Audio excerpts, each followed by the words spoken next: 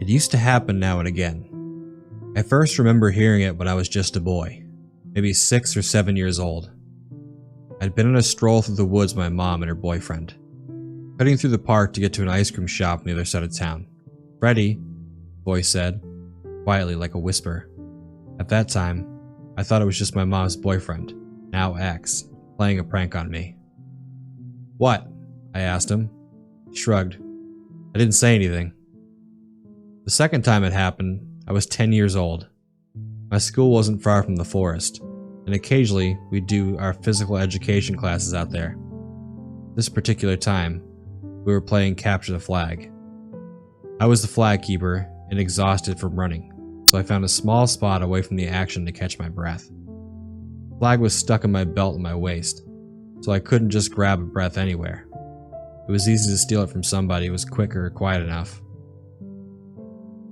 It just so happened one kid, Ryan, thought he was that quiet. Honestly, I wouldn't have heard him either. He was nearly on top of me. "Freddie!" I jumped at the sound of my name, and Ryan lunged for my flag. Before he could reach me, though, I bolted. At the time, I thought that maybe Ryan called my name to rub in the impeding victory, like, "Haha, Freddie, gotcha," sort of thing. As time wore on, I learned that it wasn't the case. The voice called out to me more frequently. When I was in high school, I got a job at a movie theater on the other end of town.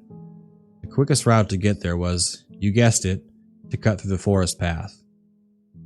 I walked it alone and often. The more I did, the more the voice whispered my name. Soon, it was whispering my name at least once every time I walked through the woods. "Freddie," it would say, and I'd stop and look around. When I wouldn't see anybody, I'd turn and continue on my way. This might sound a little silly, but I sort of got used to it. I guess maybe I just didn't want to think I was losing my mind, so I never told anybody about it. Being the kid that heard voices wasn't exactly a badge of honor in high school. Plus, I like to think that maybe I was just some kind of special connection with the woods, like some spiritual hippie thing. I was 17 years old when the voice terrified me.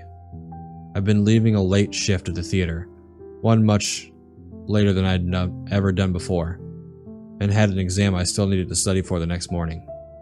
As much as I didn't want to cut through the woods after dark, I didn't have the money for a cab, and the buses had stopped running, so I went through the forest. I'd walked the path 1,000 times before. Why should tonight be any different? It was quiet at first. Only the wind and the swaying trees greeted my ears. Now and again, I would hear something moving in the brush, but it was always easy enough to dismiss as a squirrel or raccoon. After all, I was in their territory. They were probably surprised by me. My heart jumped at the sound of my name. "Freddie," the voice said. "Jesus!" I snapped, not expecting it in the dark. I took a deep breath and told myself to relax. "It's just you," I mumbled to myself with a chuckle. I walked for a few minutes when I picked up a faint sound of footsteps behind me. Was somebody else taking this shortcut? I turned around, peered into the inky dark of the forest trail. While the moonlight was enough to make out the path directly ahead, it was tough to see much further than 10 or 15 feet. I pulled out my phone and turned on the light, casting it over the trail. Nothing. Just wood chips and a stray candy wrapper. I pocketed my phone, pulled my jacket tighter around me, and continued on. This time I picked up my pace, moving at a fast walk. "Freddie," the voice said again, this time a little airy and more forceful. I ignored it, continuing on my way. I just wanted to get the hell out of these woods. It's hard to explain, but I'm sure you've felt the same impulse now and again. The sensation that you aren't safe. I felt it in my gut. My body was telling me to leave as quickly as possible. The voice repeated my name, its tone shifting lower, then higher. It sounded unhinged, like an out-of-the-tune instrument. I'd never heard it repeat my name so often in such a short span of time. "Freddie," it said. "Freddie, Freddie, Freddie!" I broke into a run. "Freddie!" it screamed, and footsteps thundered behind me. My mind went blank, my body acting on its own. I ran as hard and as fast as I could. The voice screamed my name over and over again, its footsteps closing in on me. I shouted for help, my voice crackling. "Freddy!" it shrieked from behind me.